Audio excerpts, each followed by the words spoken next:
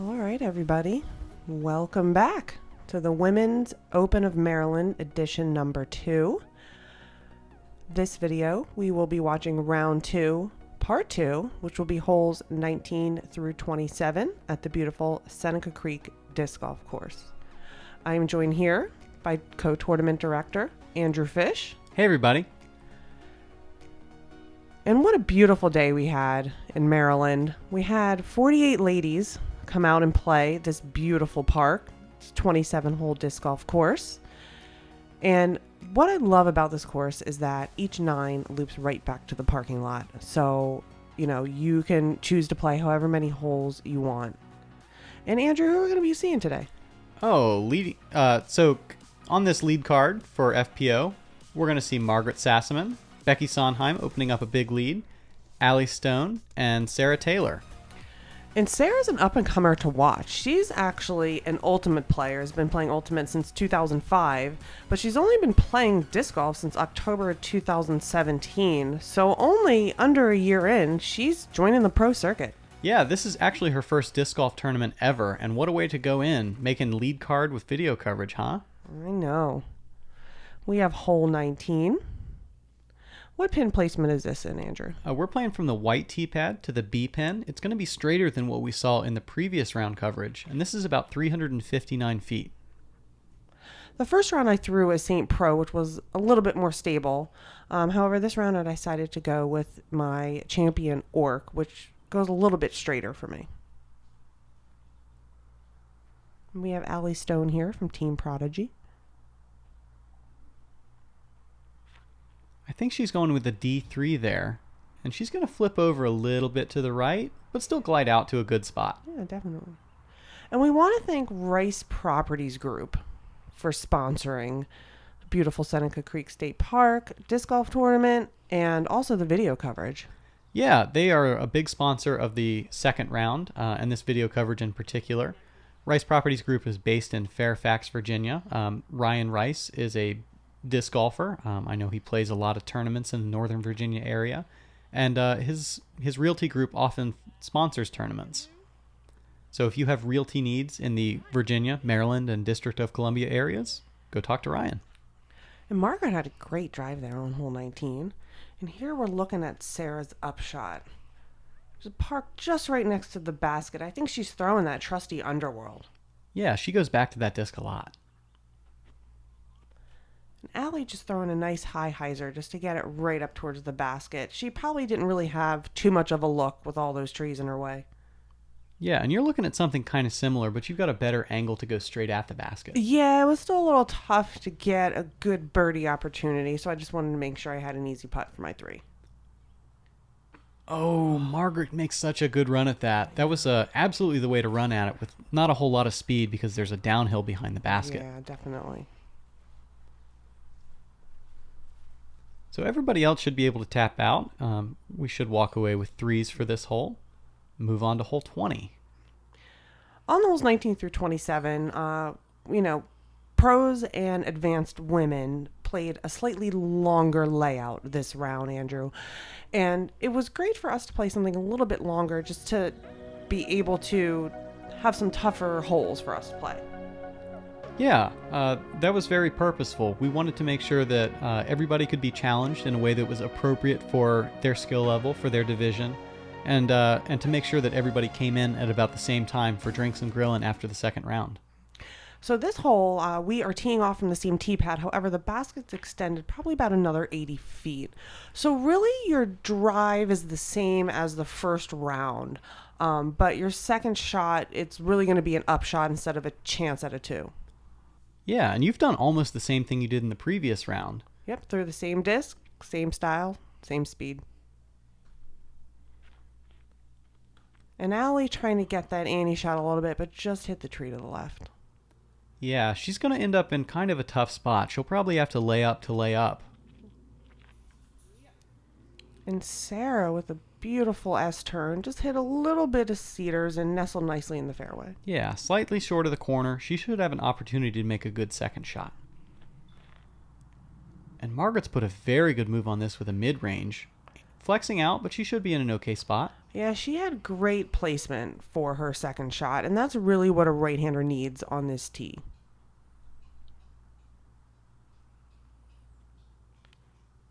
And Allie going with a backhand roller to try to get some extra distance. Yeah, very creative shot. Putting that disc vertical when there's all these vertical trees and a low ceiling gives you a lot more ways to sneak through. And Sarah just hit the last tree before the basket. Yeah, that was probably bound for a little bit deep, but she had a good move on the disc. I think Margaret just threw her AVR 3 or AVR X3. Yeah. She wasn't playing anything too complicated. Just put that on a hyzer and let it go left. My goal here was really just to get my putter as close to the basket as possible. And Allie's down there with a chance to save her 4 after barely getting off the tee. That's a really good scramble. Margaret has a straddle putt here. Oh, a little bit short there. And Sarah's putt is slightly downhill. Just misses.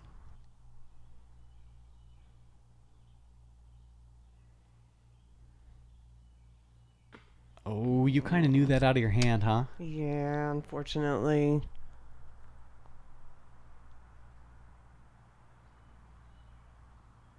Allie with a great scramble there. Yeah, that's her 4.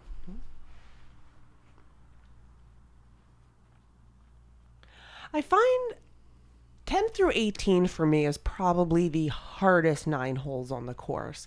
But I find 19 through 27 has a lot more low drives, lower style shots in terms of the height because there's so many cedar trees to contend with on 19 through 27. Yeah, definitely. It's interesting that each 9 kind of has their own character.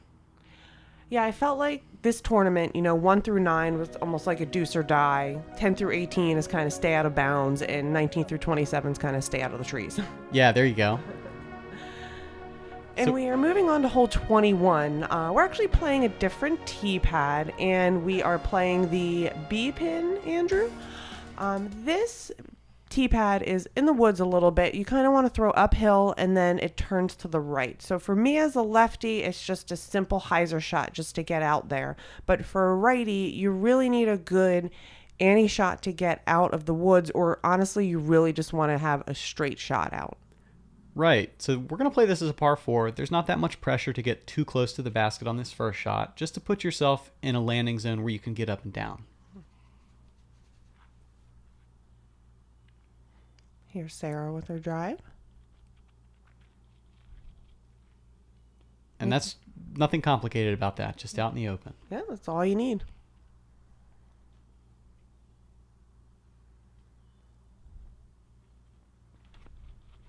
Oh, wow. Very aggressive play by Margaret. She sneaks a little bit inside and will actually boost to a pretty good location. Yeah, luckily that just didn't get in the woods. It stayed out for her. And she keeps filtering through that right side, puts her fairly close to the basket.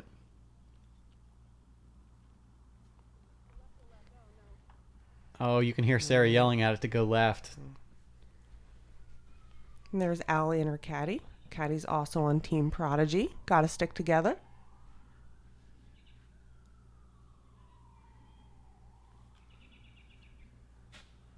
Oh, wow. She almost cut through the trees and dropped in. What a great shot. But she'll be happy that nestled right towards the basket.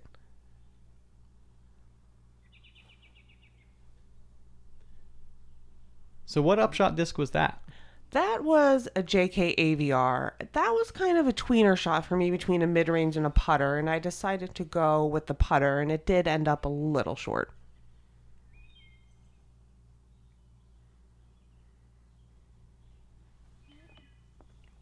Oh, Margaret struggles a little bit with that. She'll be right next to the basket for her 4. This is you for a 3. Just missed. I was a little bummed about that, too. That was a couple in a row that I had missed and had wished that I had made. How do you recover from that? I really try to not let it mentally bother me. I try to play one hole at a time, one shot at a time. Because if you really let it get in your head, it's going to affect you for the next couple holes or even the rest of the round, which can really affect you and potentially affect your other card mates. Yeah, it's really important to stay positive, to make sure that, you keep your struggles to yourself. And to me, it looks like a really good vibe on this card. I always enjoy playing with the ladies. We always cheer each other on. We have a couple close friends that, we like to tease each other a little bit on the tee pad or before a shot, but we all know it's in good fun, and at the end of the day, we really love each other and want each other to play well. Yeah, that's what's really great about the disc golf community. Everybody is almost always supportive. Yeah. In this hole, we are playing a different tee pad. The first round, you could see we played the tee pad to the right. Right now, we're playing the tee pad to the left to the same basket. And Allie's going to leak a little bit left, but boost down to the right side. It's not unthrowable over there. She didn't get all the way to the woods. But it's going to be a tricky upshot with these low ceiling cedars and a downhill run. Yeah. And it looks like you've sailed over the basket. I did. I was actually pretty surprised when I got down to where my shot was, how far it went.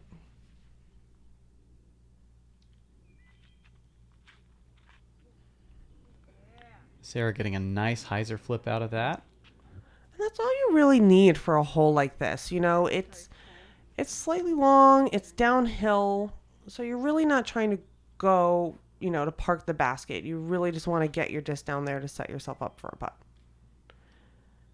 Ooh, Margaret throws a shot that leaks to the right and was continuing to flip. That tree kick might have actually helped keep her in the fairway. Yeah, it was probably better that happened.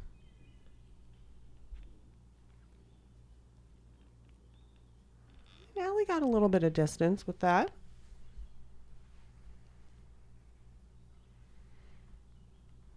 Margaret once again going back to homey. Oh, her urging worked. You see that come out right at the end. Getting a little bit of skip. And Sarah had to sneak around a couple little trees to get up towards the basket.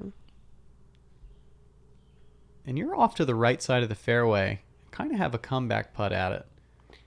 Yeah, I was a little out of my reach with the straddle putt, so just trying to get it as close as possible. Allie with her putt. Let's see what she does. Not quite able to save the par. She'll take a tap-in bogey there.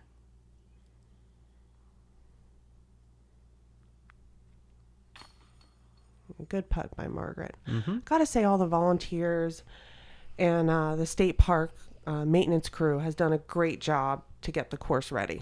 Yeah, they mowed it fresh this week, and we talked about Bill Underwood putting in a lot of volunteer work. I know Brad Beeson was out the day before the tournament mowing the grass. Like it's really the unsung heroes who make tournaments like this go. Mm-hmm. I get to stand up in front of everybody and thank our sponsors, and it's greatly appreciated, but nobody ever really gets how much work goes in behind the scenes to make the course work. Yeah, it really, truly is a group effort to make events like this happen. Looks like all the ladies putted out. Everybody got a par. Allie got a bogey. Andrew, I think one of your favorite holes is coming up, isn't it? Yeah, between hole 23 and 13 are my favorites. This one has a par 5 position that is absolutely vicious when it's played long to long. We're going to play the red tee pad to the B pin, the same thing that we had played the previous round. And part of our thought process here was we kind of want a shot after some very difficult birdie opportunities that everyone playing pro can reach and kind of has that in their head, the birdie mentality. And it's nice to get redemption too on some holes, Let's say maybe you bogey the hole the first round. You really want to try to get a par or birdie the second round. Now, it looks like Margaret here is throwing a mid-range. Yeah, she's going to finish a little bit early, but still has a putt at it.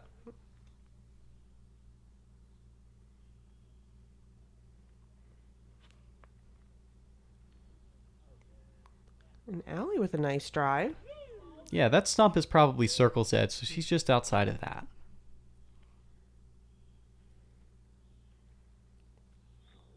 Sarah throwing a dagger up towards the basket. Yeah, just being smart, laying up, not doing anything crazy. Margaret likes to throw this pink Yeti Pro AVR. And the nice thing about the Yeti Pro, it has a little bit of give. So when it hit the basket like that, it has more of a chance of just kind of resting in place instead of standing up and rolling away. Yeah, I know a lot of people like hard putters because it feels good in the summer. It doesn't just turn into gum. But, ooh, look at you, comeback putt. It's, sometimes it's nice to have that floppy putter so that when it hits the basket, it just stops. Yeah. And that's when they started coming out with the Flex plastic by Discraft. And, they started making a plastic a little bit more bendable instead of when it hits a tree, you're not going to kick, 50, 60 feet in the woods. It almost just kind of instantly drops where it is. Yeah. So you're going to take the lone birdie on that hole. That moves you to even par for the tournament and opened up a big lead on everybody else coming down the stretch. In this hole, we are playing the same basket and same tee again, so it does give you a little chance at a redemption as well. Throwing his CE Valkyrie on this hole. Unfortunately, I did not throw it high enough, and it kind of worm burned it.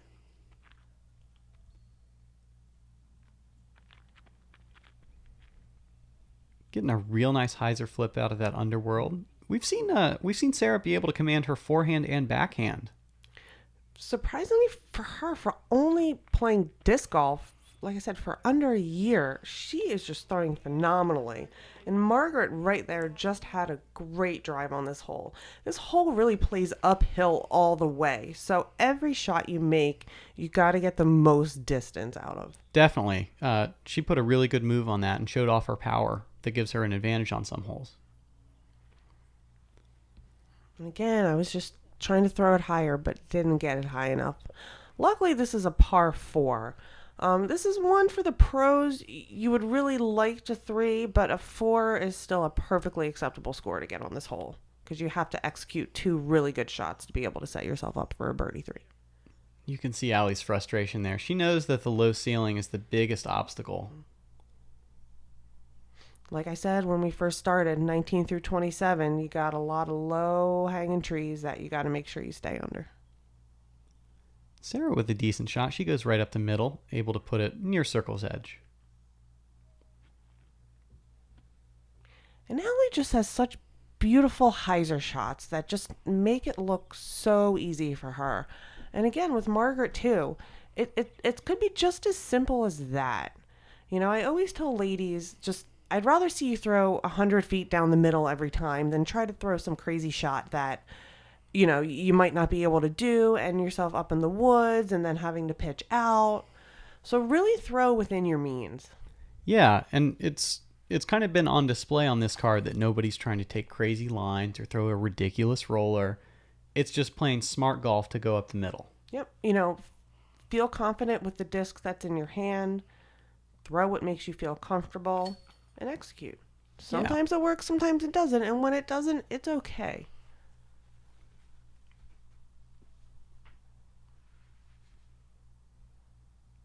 All right, we're going to get a couple cleanups for par. Margaret gains a stroke on the card with that pretty short birdie. And we'll move on to hole 25. Andrew, I think we had quite a few first-time tournament players today, didn't we? Yeah, we definitely did. I can think of 4 or 5, including a couple juniors for whom it was their first tournament. And a large part of that is just outreach. If you know folks in your community who might be interested in playing a tournament, it's important to reach out to them. Let them know that a tournament can be accessible to everybody. And I'd like to highlight the Virginia Women's Series. This is stop number 3 of the Virginia Women's Series. There are 7 tournaments that Carol Quinn has helped organize or is running. And there's 3 B tiers, including what's going to be the finale at the Blockhouse in Spotsylvania, Virginia. I can't wait to attend that one. Yeah, and Spotsylvania's really moving up in the world, especially for women's disc golf, because you know what's happening in 2019? U.S. Women's Nationals held in Spotsylvania, Virginia. Exactly. So I know everybody in this region is super excited for that. Finding ways that they can help out with courses, with volunteering, with organizing, and super excited to have folks come to this neck of the woods and play some woods golf. Yeah, definitely.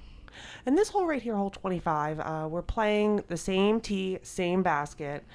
As you can see, Margaret faded out just a little bit to the left. I hit a tree, landed right on the short tee pad. Margaret had such a wonderful drive downhill. And same thing with Sarah. Even though hers was a little high, she landed right on the edge of those woods, and should she be able to have a good shot out. So you've given yourself really good footing here and thrown a very straight downhill shot. What'd you go with there? I actually went with a DX Rock there. It gives some really nice glide, a little bit of fade at the end. I really just wanted to get as close to the basket as possible to save myself from any type of par or bogey. Yeah, and you see what the hazard is on this hole as Sarah kind of takes a roll away after going downhill past the basket.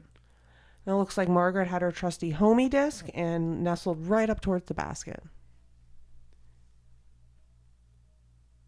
There's Allie for birdie, and I really like the way she ran at that. She gave it enough speed to get to the basket, but not so that it would be chain high, still flying. Yeah.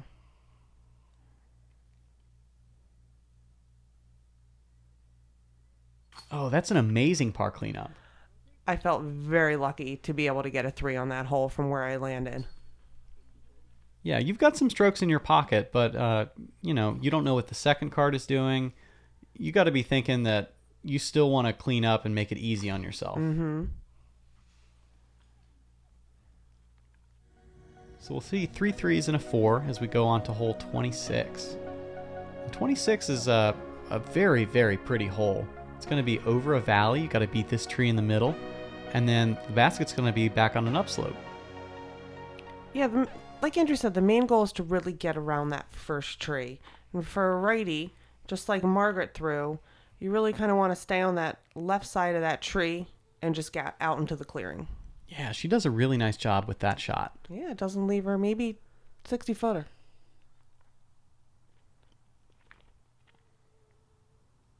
And here I'm throwing my trusty blue Champ Orc.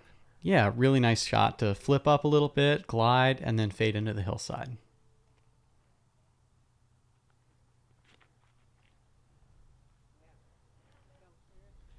And Allie gets good distance out of that. She beat almost all the trees on the left side. She should be able to have an open up shot. Yeah, definitely. And here's Sarah with her drive. She stayed a little bit on the left side, but she was able to get out in the open there. So she ended up all right. Yeah. And we talked about Sarah playing Ultimate and traveling to many different countries, including Spain, to play tournaments. That's not the only world traveling she's done. Yeah, she gave us a little fun fact that when she served in the Peace Corps, she spent 2 years living in a national park in Panama. So she is quite the world traveler, between playing over 100 Ultimate tournaments, being in Spain and Panama, and now traveling around the country with her boyfriend. I am pretty jealous. Yeah, I'm stuck in an office every day. Can you send us photos and let us live a little bit? You can live vicariously through you, Sarah. And I think Margaret really wanted that putt. And Sarah's pointing out her beautiful Prodigy disc that she got as a part of her players pack, because she actually doesn't own a mid-range, and that is a mid-range disc that she threw for that upshot, and look where that landed. Yeah, if that was her first time, it might want to stick in the bag. We're going to see some cleanups here for par. And Margaret had made a really good run from where she was. Ends up a little bit long. Mm-hmm. A 2 on this hole, male or female, is a great 2. Yeah, it's such a specific line, and then you have to climb back up that hill.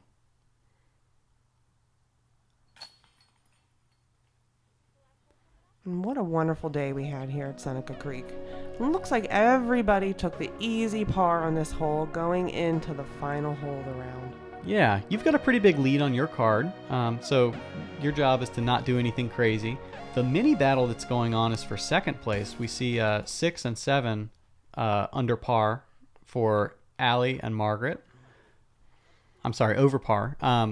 So they're kind of battling for second right now. Yeah, and this hole is a very tough hole. As you can see, that there are a bunch of cedars that you have to just get through initially off your drive. And really the two options are throw over the cedars or throw under the cedars.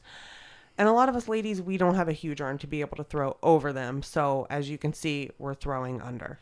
Yeah, it's going to be a par 4, about 425. You kind of just break it into sections, take what you can, and then move on. Yep.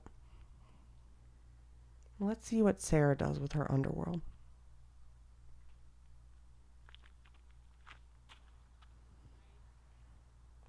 Throws it just so nicely into the fairway.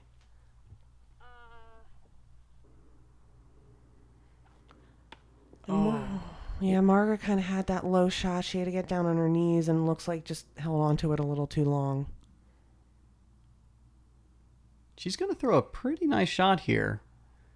Cuts through a cedar, and she'll be near circle 2. Yeah, Margaret, when she gets under those discs, she really gets a lot of distance. And what a gorgeous shot from Allie. Yeah, nice straight shot, going straight at the basket, beating the cedars. So what are you going with here? Right here, I am going with my Champ Orc. I decided on this instead of the Valkyrie, just based on the wind and the fact that I did want it to fade a little bit to the right to the end, whereas my Valkyrie might have stayed a little bit more straight.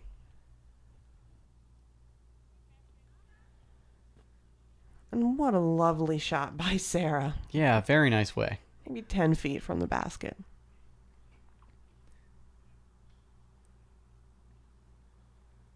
I think Margaret just wanted to get up there and get close to the basket. Yeah, she should have just a little tap in left. This is Allie for 3, and this would give her sole possession of second place.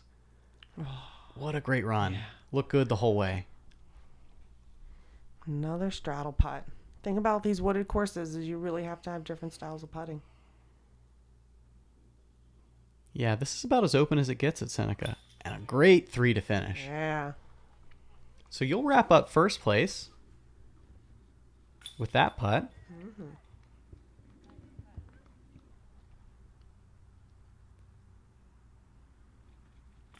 Oh. She got every part of it but in. There's Mr. Mark Stiles behind Margaret. Lovely photographer. So as we see a couple tap-ins here, Margaret and Allie are going to tie for second. And Sarah, in her first pro tournament, in her first disc golf tournament, is going to get last cash in 4th place. I know. And she took cash too, didn't she? She sure did. Now she's a pro. I know. So once again, thank you so much to all of our sponsors, all of our volunteers, all of our players. It's really great to have so many people come out and support. We want to thank Rice Properties Group once again for your realty needs in Northern Virginia, Maryland, District of Columbia. Go talk to Rice Properties Group. And thanks to Steve Gantz for sponsoring the Players Party afterwards.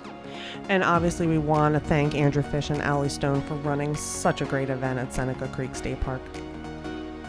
Look forward to Women 3 next year. It's going to be a great time for us leading up to the U.S. Women's Championship. And thanks to Tea Time Disc Golf for their coverage. It's really good to amplify women in the disc golf media. And please share, like, subscribe. And thanks again. Thank you.